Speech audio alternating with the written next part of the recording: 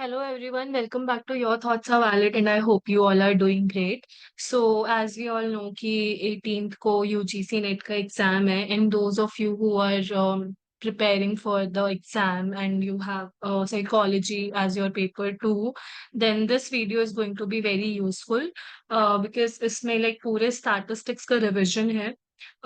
It's like मैंने try किया है कि like बहुत ही brief notes होंगे and you will be able to revise everything जो भी statistics में as per UGC guidelines जो भी syllabus है उसके according सारे topics cover हो जाए and you will be able to revise the whole statistics. So let's start with the video. So, there are scales of measurement. This is like very basic. तो जो चार scale होते हैं measurement के nominal, ordinal, and then interval and ratio. So first we will study nominal or ordinal data. So nominal data is used just for labeling variables without any type of quantitative value. Okay, so basically, like giving a label. Giving a label comes under nominal data. कि label दे दिया. जैसे gender हो गया main women या फिर hair colour हो गया या मैरिटल स्टेटस हो गया या एथनिसिटी हो गई okay and in ordinal data it is basically like some kind of order like in which data is arranged based on some kind of order, maybe position, like who is first, second, third in the competition, or maybe letter grades like A, B, C, D, E, F, like that. So yeah, so that would be ordinal. Ordinal means in a order, and nominal means giving a label basically. Okay, giving a name. Then interval scale. So interval scale has equal intervals between consecutive points on the scale and it allows for meaningful comparisons of both order and size of differences between values. However, it lacks a true zero point. Okay, so हमें पता है कि interval scale में true zero point नहीं होता है. जैसे कि टेम्परेचर जो होता है उसको हम सेल्सियस या फ़ारेनहाइट पे मेजर करते हैं. तो हम ये बोल सकते हैं कि that 20 degrees is 10 degrees warmer than 10 degrees. But there is no absolute zero temperature, okay? So there is not like, any absolute zero temperature. There is nothing like zero temperature which exists. Okay, so basically it is like there is equal interval between two consecutive points on a scale, like if there's a scale from 1 to 100, then there are like the points will be at a distance of 10, 20, 30, 40, 50, or maybe 20, 40, 60, like that. Okay, so basically equal intervals are there. And what happens in ratio scale is the most sophisticated and it includes a true zero point, which means, meaning that zero represents the absence of the measured quantity. In addition to having equal intervals, ratio scales enables meaningful ratios between values. And it can include height, weight, income, age. For instance, a person with a height of 180 centimeter is twice as tall as someone with a height of 90 centimeter. Okay. So this is like a ratio scale. Then understanding the scale of measurement is crucial for choosing appropriate statistical analysis. Nominal and ordinal data often require non-parametric tests, while interval and ratio data can be used in parametric analysis. So we will study about parametric and non-parametric test also. फिलहाल हमें ये चार scale of measurement याद रखना है: nominal, ordinal, interval and ratio. So nominal में label देते हैं, ordinal में order में अरेंज्ड होता है. इंटरवल में कोई भी ट्रू जीरो पॉइंट नहीं होता है. रेशियो में ट्रू जीरो पॉइंट होता है. ओके, एंड नॉमिनल ऑर्डिनल को यूजुअली नॉन पैरामेट्रिक के लिए किया जाता है और इंटरवल और रेशियो को पैरामेट्रिक के लिए. Moving on, here you can see there are like it's like a revision of the levels of measurement or scales of measurement. Nominal में named variables होते हैं. Ordinal में क्या होता है, नाम भी होते हैं plus ordered variables भी होते हैं. देन इंटरवल में क्या होता है, नाम भी होता है, वो ऑर्डर्ड भी होते हैं और प्रोपोर्शनेट इंटरवल होता है वेरिएबल्स के बीच में. ठीक है। और रेशियो में क्या होता है, नाम भी नेम्ड भी होते हैं, ऑर्डर्ड भी होते हैं, प्रोपोर्शनेट इंटरवल्स भी होते हैं वेरिएबल्स के बीच में, as well as they can accommodate absolute zero. Moving on to frequency distribution. So frequency distribution is a way of organizing and summarizing data by displaying the number of times each value or range of values occur in a data set. Okay, basically ये पता लगाना कि कोई एक particular value एक particular data set में किस frequency से occur कर रही है, that is frequency distribution. So this helps us to understand the distribution of data, which basically shows us the pattern and like concentration and what variations exist within the data set. For example, if you have a data set of test scores, a frequency distribution would show how many students scored in each score range, like how many students scored between 70, 80, how many students scored between 80, 90, and how many students scored between 90, 100. Then there is another thing which you have to remember, which is measures of central tendency.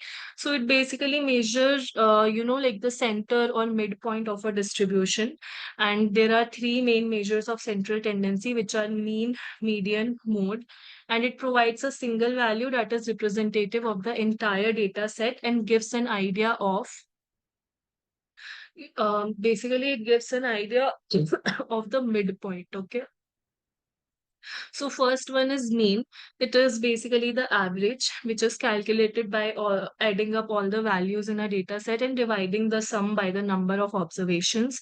So the formula is mean is equal to sum of values upon number of observations. Then there is median. Median is the middle value. Just a minute. Yeah. So median is the middle value in a data set when it is arranged in ascending or descending order. So if there is an even number of observations, the median is the average of the two middle values.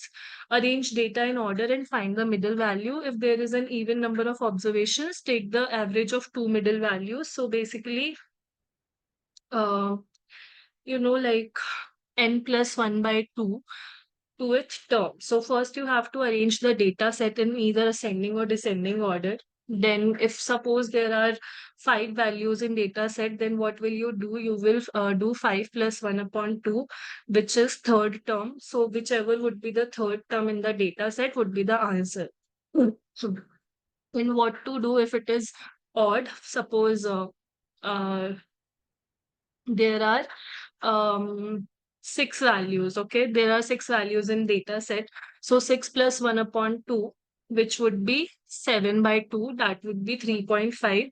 So in this case, what will you do? You will take the third value and the fourth value, add both of them, and then divide that by 2, and that would be your median. Okay. फिर mode क्या होता है? Mode is basically the value that appears most frequently in a data set. So a data set may have no mode if like all the values occur equally, or maybe one mode. Then in that case it is called as unimodal, or maybe more than one mode. When it is called as multimodal. Then another thing which you have to study is the standard deviation. So it is a measure which shows how much variation, like dispersion or spread from the mean exists. Standard deviation calculates the extent to which the values differ from the average. Okay, so like इसमें दो चीजें होती हैं, एक होता है population, एक होता है sample. Population is basically like suppose you have conducted research in India. Okay. So then the whole India would be considered as population. And what would be the sample? Sample would be the people that actually participated in the study. Okay. So that is like population and sample. Then moving on to parametric and non-parametric test. So parametric test में क्या होता है? What is the assumption in parametric test? So these follow a specific probability distribution, usually normal distribution, and they often assume homogeneity of variance across groups. And these are typically applied to interval or ratio data, and examples include t-test, ANOVA, correlation, regression. talking about non-parametric tests, so they do not really have any specific assumption. They are considered distribution free, and they can be applied to nominal, ordinal, interval, or ratio data.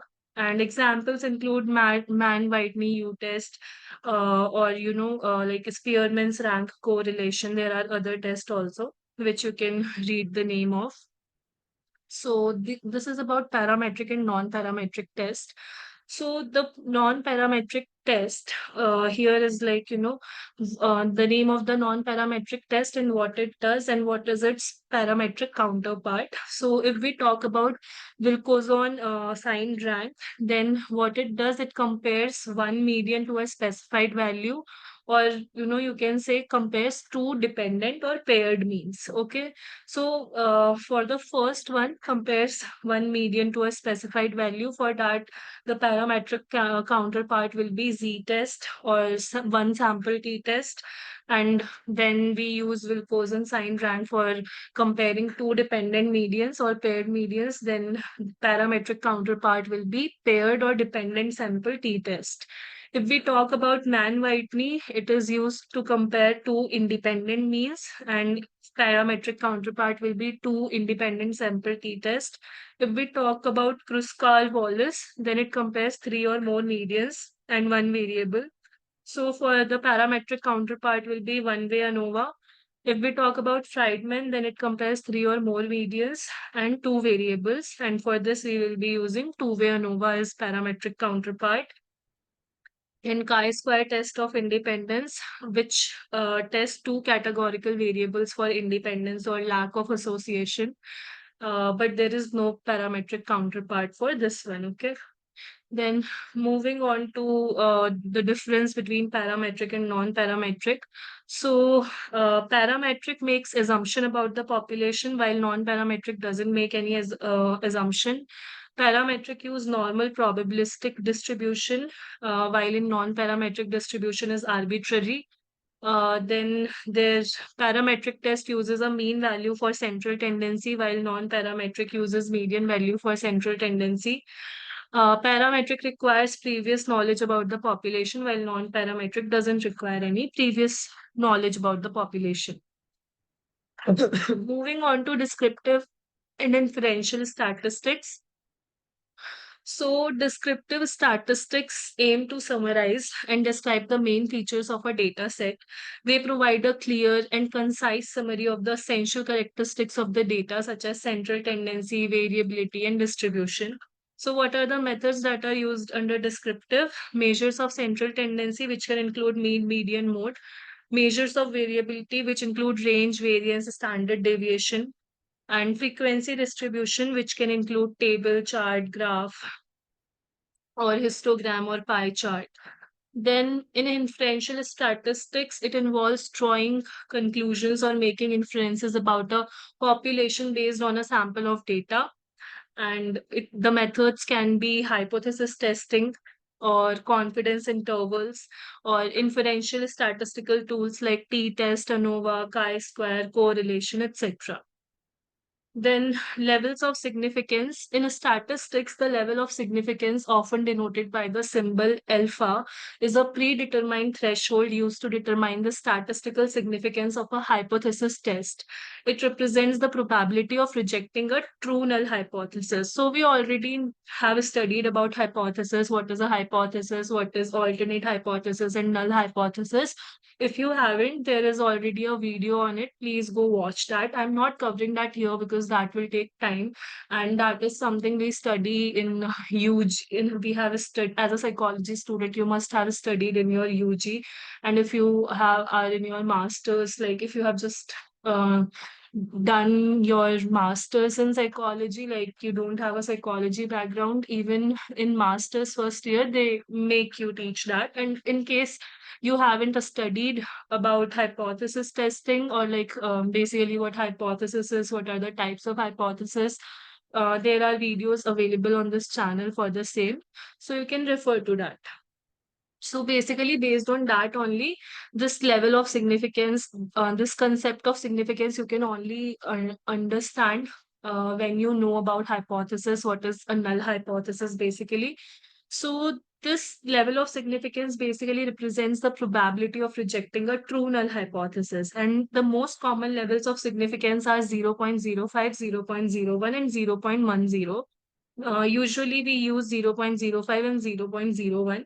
So 0.05, it is usually used, and it indicates that there is 5% chance of rejecting the null hypothesis when it is true. If p-value, or we can say probability value, obtained from statistical test is less than 0.05, then the null hypothesis is rejected, suggesting that the result is statistically significant at 5% level. And if we talk about 0.01, then it indicates that there is only 1% chance of rejecting the null hypothesis when it is true.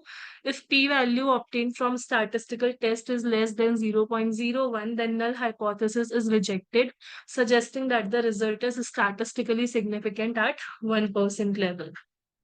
Then moving on, type 1 and type 2 error. So many of the times, you do get a question on this concept, although it is a very small concept, but still, there had been a lot of questions which are asked in psychology entrance exams.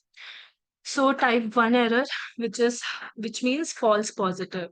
So it occurs when null hypothesis is rejected when it is actually true. Okay, so in other words, it is the mistake of conducting that there is a significant effect or difference when in reality there is none.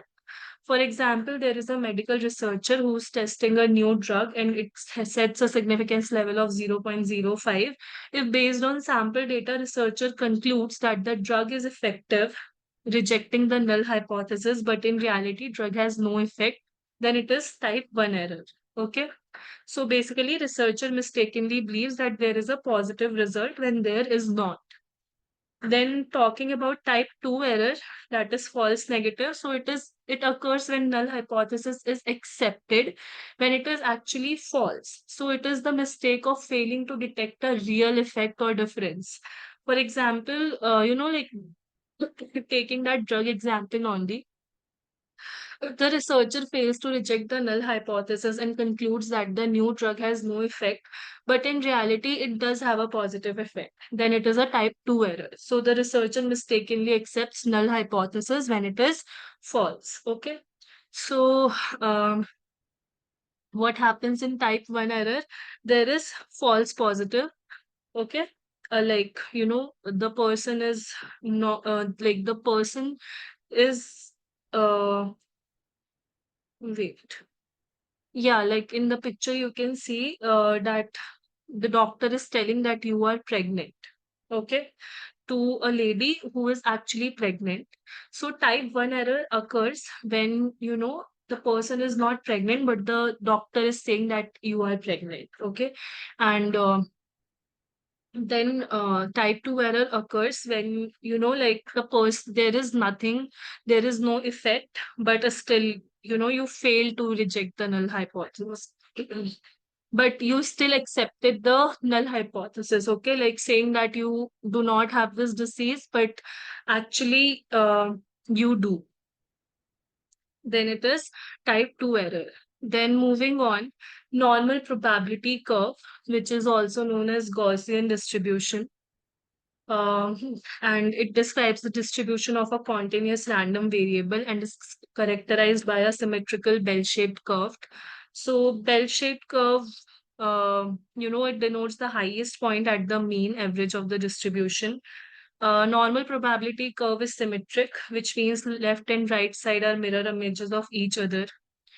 Then mean, median, mode of normal distribution are all located at the center of the distribution and are equal in value, which is like a unique property of normal distribution.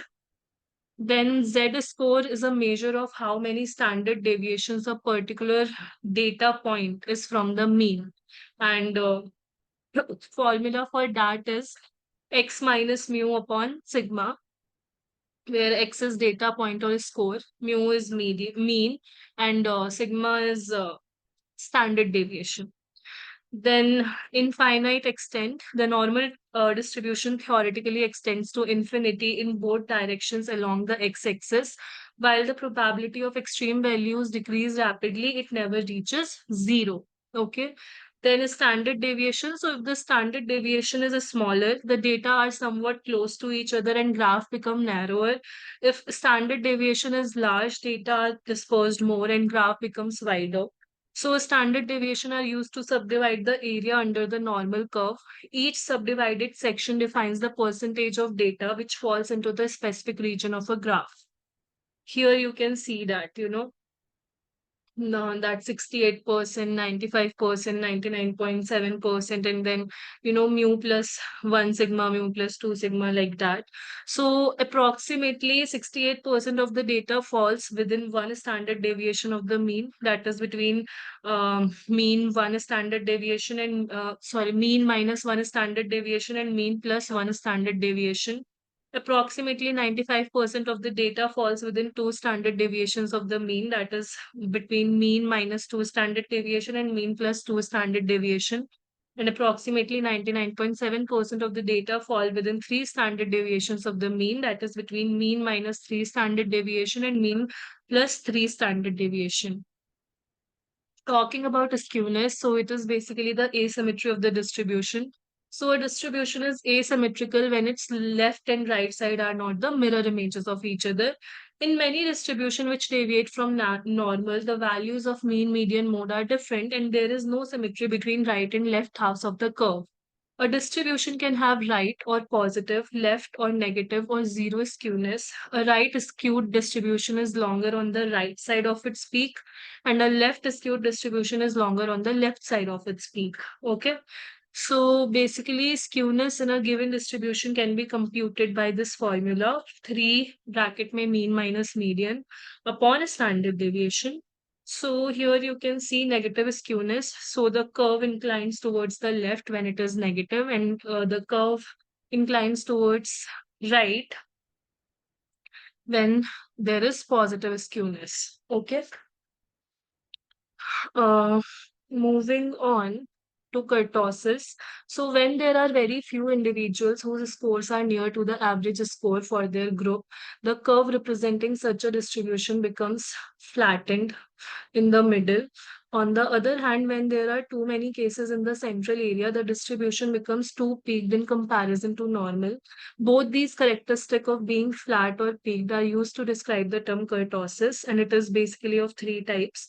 Platykurtic, which means the frequency distribution is said to be platykurtic when it is flatter than the normal. It is known as leptokurtic when it is more peaked than the normal, and mesokurtic when it almost resembles the normal curve.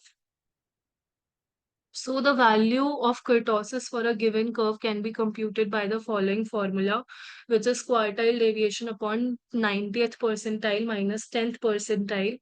In the case of a normal curve, the value is equal to 0.263. Consequently, if the value of kurtosis is greater than 0.263, distribution is said to be platykurtic, and less than to 0.263, then leptokurtic. Talking about Pearson correlation. So Pearson correlation is also known as Pearson's correlation coefficient, or simply Pearson's R, and it is used to measure, it is a statistical measure that quantifies the strength and direction of a linear relationship between two continuous variables, and it was developed by Carl Pearson. Its value can range from -1 to +1. +1 indicates perfectly positive linear relationship, which means if one variable increases, other also increases proportionally. -1 indicates negative linear relationship, which means if one variable decreases, other increases. And 0 indicates that there is no linear correlationship between two variables. Suppose you have data on the number of hours a student spent studying for an exam and their corresponding exam scores for a group of students. And now we want to calculate Pearson correlation coefficient to measure the strength and direction of the linear relationship between hours studied and exam scores. Then Spearman rank method, which is a non-parametric correlation. It is also known as a Spearman's rho. it assesses the strength and direction of monotonic relationship between ranks of the data points rather than actual values. Spearman's rank correlation is particularly useful when dealing with data that may not meet the assumption of parametric correlation methods like Pearson correlation. Here are some reasons why Spearman rank correlation method is used. Ordinal or rank data. Spearman's rank correlation is particularly suitable for ordinal or rank data, where the values represent categories with a meaningful order but do not necessarily have a consistent numerical difference. It allows researcher to assess the monotonic relationship between the ranks of the variables. Then assumption free, it does not assume that the variables are normally distributed. This makes it applicable to wide range of data distribution, especially when dealing with skewed or non-normally distributed data. And it is Spearman's rank correlation tend to perform well with a smaller sample size. In situation where sample size is limited, Spearman's method can provide more reliable result than Pearson correlation. Talking about T ratio, also known as T statistic. It is a measure used in hypothesis testing to determine if there is a significant difference between means of two groups. It is employed in situations where sample size is small or the population standard deviation is unknown. And the formula used is sample mean difference upon standard error of the mean difference. Imagine you are a researcher investigating the effectiveness of a new teaching method in improving students' test scores. You have two groups of students. One group is taught using traditional method and other is taught using new method. You want to determine if there is a statistically significant difference in the average test scores between two groups. In this example, T ratio helps you to assess whether any observed difference in average test scores are likely due to the teaching method itself or if they could occur by random chance. Then talking about one-way ANOVA, which is used to analyze and compare the means of three or more groups or treatments to determine if there are significant differences among them. It is particularly useful when you want to assess whether a single categorical independent variable, often called a factor, has a statistically significant effect on a continuous dependent variable. In one-way ANOVA, you have one categorical independent variable, which is the factor under investigation. The factor has three or more levels or categories. For example, an investigator is interested in exploring the most effective method of instruction in the classroom. He decides to try three methods: lecture, seminar, discussion. One-way ANOVA deals with one independent variable, which is method of teaching, and can have sub-levels, lecture, seminar, discussion. Okay, so method of teaching would be independent variable, achievement scores would be dependent variable, and levels would be lecture, seminar, and discussion. What happens in two-way ANOVA? It is used to investigate the influence of two categorical independent variables or factors on a continuous dependent variable. uh, there are two categorical variables typically referred to as factor A and factor B. For example, the investigator designs a study in which the effect of two variables are studied simultaneously. That is the effect of intelligence and method of instruction on achievement score of the students. Factor A is level of significant intelligence. That is, A1 is superior intelligence, A2 is inferior intelligence. Factor B, methods of instruction, B1 lecture, B2 seminar, B3 discussion. Okay. So these all are fixed. These levels are fixed. Talking about regression, regression is a statistical method used for modeling the relationship between a dependent variable and one or more independent variables. So the primary goal of regression analysis is to understand the nature and the strength of the relationship between variables as well as to make predictions based on this relationship. Dependent variable, which is also known as response variable, is the variable that you are trying to predict or explain. Okay, so it is in a simple linear regression, there is only one dependent variable, while in multiple regression there can be more than one. And independent variable, which is also known as predictor variable. So these are the variables that are used to predict or explain the variation in the dependent variable. Okay. So in simple linear regression, there is one independent variable, while in multiple regression, there are multiple independent variables. Then There are two more concepts which are very important to understand, which is reliability and validity. So reliability basically refers to the precision or accuracy of the measurement or score, basically the consistency of scores. And there are four types of reliability, actually five. Internal, extent to which a measure is consistent within itself. So, split half method is used uh, to determine internal reliability. So, in a split half method, what happens? It is like it basically measures the extent to which all parts of the test contribute equally to what is being measured. Okay. Then in external, what happens? What is external reliability? So the extent to which a measure varies from one use to another. So there is test retest, which basically measures the stability of a test over time, and then inter-rater to the degree to which different raters give consistent estimates of the same behavior. Okay, so basically they have divided reliability into two parts: internal reliability and external reliability. And then to calculate internal, we can use a split half method, and to calculate external, we can use test retest method or inter-rater. Then in sorry, yeah. In validity, what happens? So, what is validity? Validity refers to the extent to which a measure or test actually measures what it is intended to measure. Validity refers to the degree to which a test measures what it claims to measure. Okay. So, what are the types of validity? Content related, which is like how appropriate the content is. Face validity basically measures does the test appear to test what it aims to test. And construct validity, does the test relate to underlying theoretical concepts. Okay. Then criterion related, it is basically like relationship to other measures.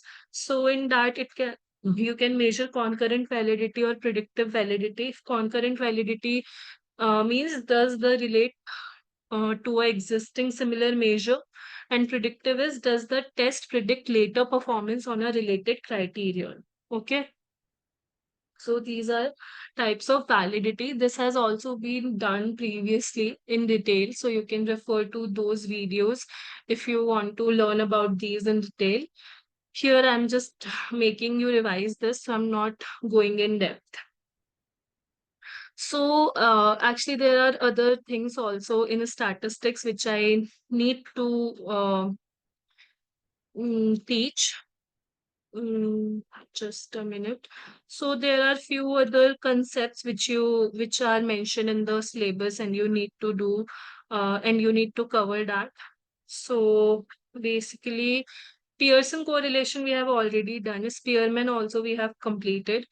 Then another is biserial correlation. So we often come across situations where both the variables correlated are continuously measurable, while one of them is artificially reduced to dichotomy. In such a situation, when we try to compute correlation between a continuous variable and a variable reduced to artificial dichotomy, we always compute the coefficient of biserial correlation. Dichotomous basically means to cut into two parts or divided into two categories. Okay, so biserial correlation coefficient is computed when one variable is continuous while either variable is artificially reduced to two categories. That is, there is dichotomy. What example can be taken here? That is, suppose you are conducting a study to investigate the relationship between the number of hours a student spend studying, which is a continuous variable, and whether they pass or fail an exam, which is an artificial dichotomous variable for scores. Okay, like score is divided into pass or fail. That is why we are calling it artificial dichotomous variable.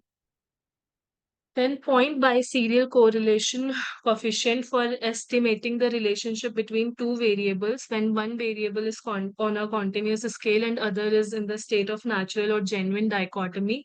Suppose you are conducting a study to investigate the relationship between the number of hours a student is spent studying a continuous variable and their gender, male and female, a genuine dichotomous variable for gender. Okay, because gender is genuinely of two types, but a score, like a score is here, it is called as um artificial dichotomous variable because that is like not universal law.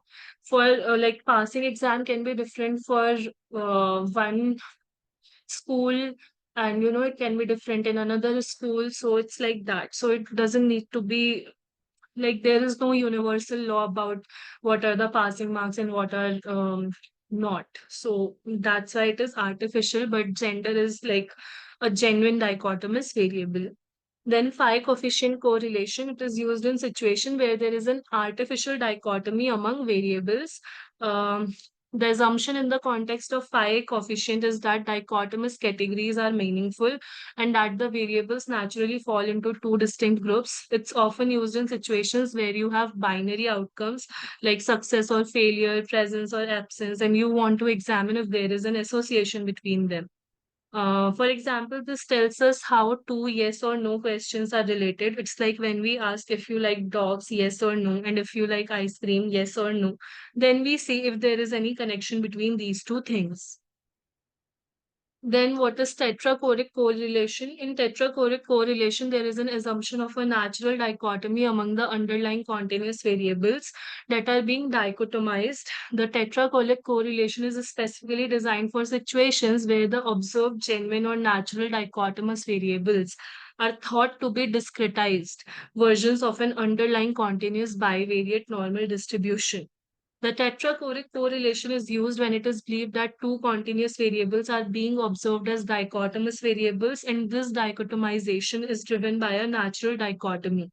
For example, if you believe that there is an unobservable continuum of anxiety levels and depression levels, and individuals are categorized as anxious or not anxious and depressed or not depressed based on some natural threshold in this continuous distribution, then the tetrachoric correlation could be used to estimate the correlation between the underlying anxiety and depression levels.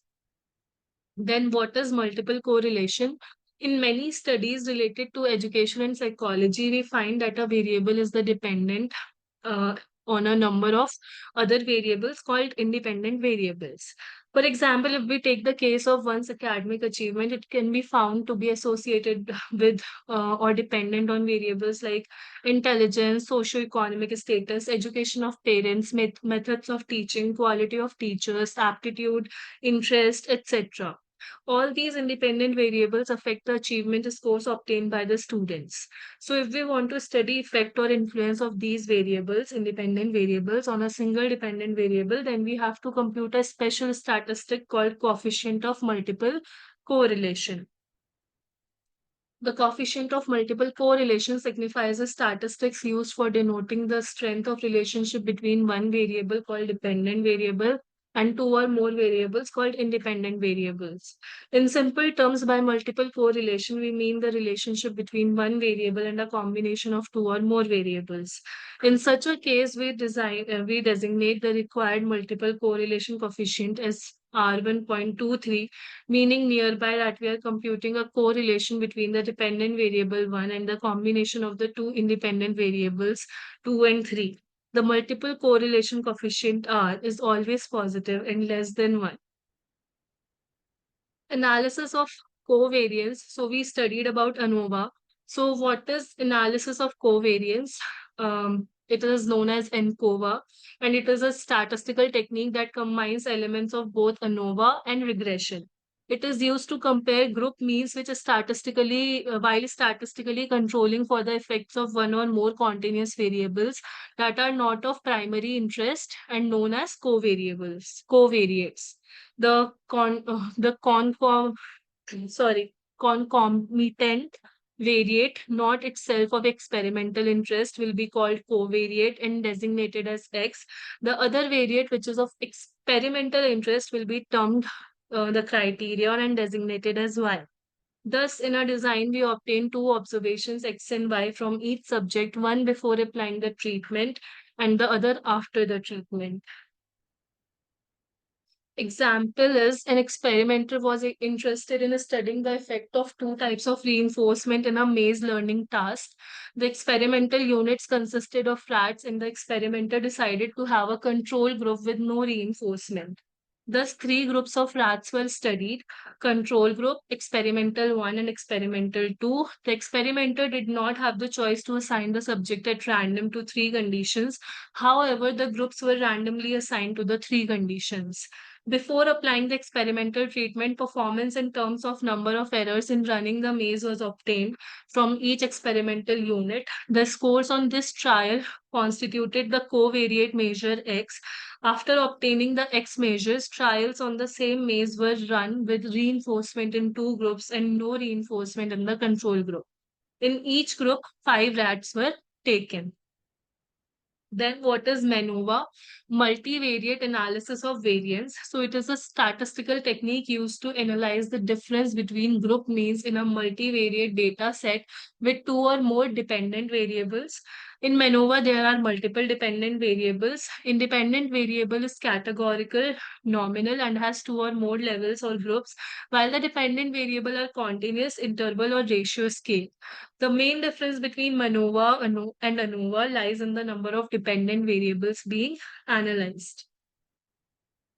What is the example? Imagine a study where researchers are interested in assessing the impact of three different teaching method A, B, C on students' academic process across multiple subjects. Instead of looking at each subject separately, they want to examine the combined effect on a set of dependent variables: math score, English score, and science score. So study design would be in independent variable में तीन teaching method हो जाएंगे A, B, C, and dependent variable would be math score, English score, and science score. Then another thing we need to study is single subject research design. Single subject research design, also known as single case design or single case experimental design, is a research method that focuses on studying the behavior or individual subjects rather than groups. This design is particularly useful when investigating the effects of an intervention or treatment on a specific individual. It is a research strategy in which single subject participates and the effect of interventions are studied vigorously over the same one individual over time. SSRD is repeated measure experiment conducted on one subject. In single subject research, participants serve as both control and treatment group. ABA design is a common format where A represents baseline, B represents intervention, and second A represents a return to baseline. Cohort study is a type of longitudinal study where a group of individuals, often sharing a common characteristic or experience, is followed over an extended period of time to study and track outcomes typically related to specific exposure or interventions. A cohort study is a type of observational study that follows a group of participants over a period of time, examining how certain factors affect their health outcomes. Cohort studies are observational, so researchers will follow the subject without manipulating any variables or interfering with their environment. Cohort studies are particularly useful for identifying risk factors for diseases. Time. Then another thing we need to study is time series analysis, which is a specific way of analyzing a sequence of data points collected over an interval of time. In time series analysis, analysts record data points at consistent interval over a set period of time rather than just recording the data points intermittently or randomly. Time series analysis typically requires a large number of data points to ensure consistency and reliability. Time series data can be used for forecasting, predicting future data based on historical data. It is characterized by its temporal ordering, and understanding the patterns within this data is crucial for making predictions and informed decisions. In research, time series analysis provides valuable insights into trends, patterns, and dependencies over time. Then repeated measures design. It is a research design that involves collecting data from the same subject or participants across multiple points in time or under different conditions. This design is also known as within subjects design or longitudinal design. In a repeated measures design, all participants experience all levels of the independent variables. In short, a repeated measures design is the experimental design in which the same participants partake in each experimental condition. The researcher is testing three drugs that help fight nicotine cravings in five people trying to stop smoking. Each day, the participants received one of the drugs and reported their cravings, irritability, and headache over the course of the day. This procedure is repeated with the same participants for 3 days and thus a repeated measures design. So that was it about statistics for UGC NET. I hope this video has given you clarity and also, basically given you an idea of how to revise. So if you watch this video and, like revise these notes, I think it is more than enough to say that, you have completed statistics for the UGC NET paper 2 exam psychology. So yeah, that was it for today's video. If you have any doubt, please do ask in the comment section. And thank you so much for watching the video.